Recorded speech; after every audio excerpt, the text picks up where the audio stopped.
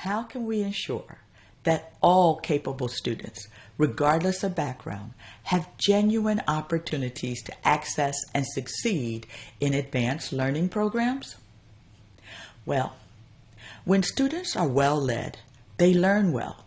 But what happens when talented students never get the chance to be led toward their full potential? This question weighs on me as I examine the current state of access to advanced learning in schools. As a principal supervisor, I worked closely with principals to expand access to advanced placement courses, also known as AP courses, for underrepresented students.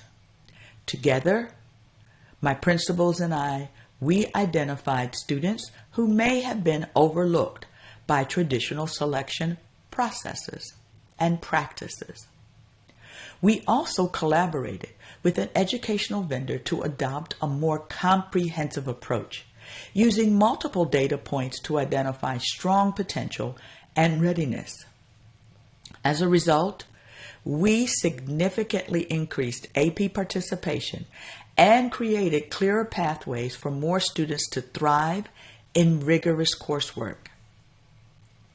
You see, recent research from NWEA reveals a troubling reality. Only 58% of schools offer advanced courses like algebra by 8th grade, with access markedly lower in high poverty schools and those serving predominantly African American and Latino students. So what is the answer? Well, it starts with acknowledging both what isn't working and what research shows can create positive change. You see, traditional identification methods that rely on teacher referrals, parent advocacy, and opt-in testing have created persistent inequities. In schools that do offer advanced courses, enrollment shows stark disparities, with more than half of Asian students enrolled compared to just 22% of Latino students and 17% of African American students.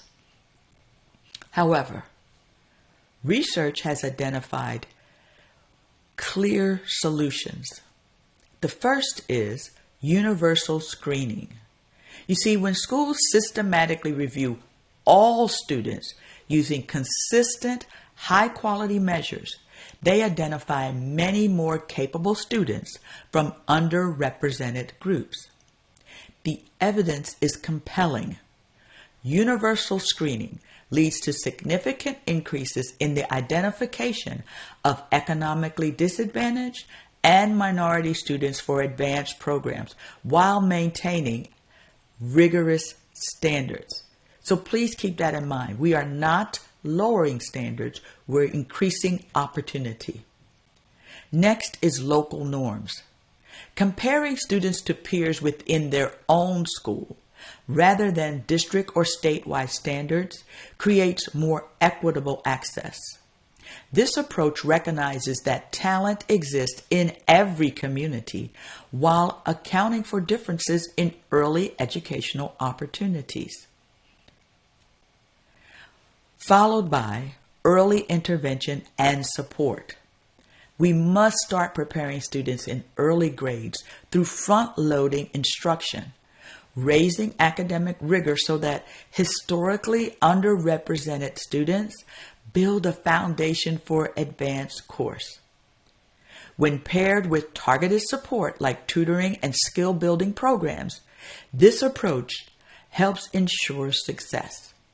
And last but not least, state policy leadership. You see, the research shows that when states mandate advanced learning programs, require formal plans, and conduct regular audits, access improves dramatically, especially for students with disabilities and English learners. So I know you're wondering, now what? Well, as educational leaders, we have both the opportunity and the obligation to transform access to advanced learning in our schools. Here are the concrete steps we can take. First, implement universal screenings in your district using multiple measures to identify student potential. Next, adopt local norms for program eligibility while maintaining high expectations for achievement. Followed by, develop comprehensive support systems, including teacher training, tutoring programs, and family engagement initiatives. I also want you to regularly analyze your data to identify and address equity gaps in both access and outcomes. And last but not least, advocate for state policies that mandate and support equitable advanced learning opportunities. You see, the research is detailed. When we remove artificial barriers and provide proper support, students from all backgrounds can excel in advanced learning environments. The question is no longer whether we can create more equitable access, but whether we have the courage and the commitment to make it happen. Remember, every time we fail to identify and nurture advanced learning potential, we not only limit individual students' futures, but also diminish our entire community's potential for innovation and progress. The time for transformation is now.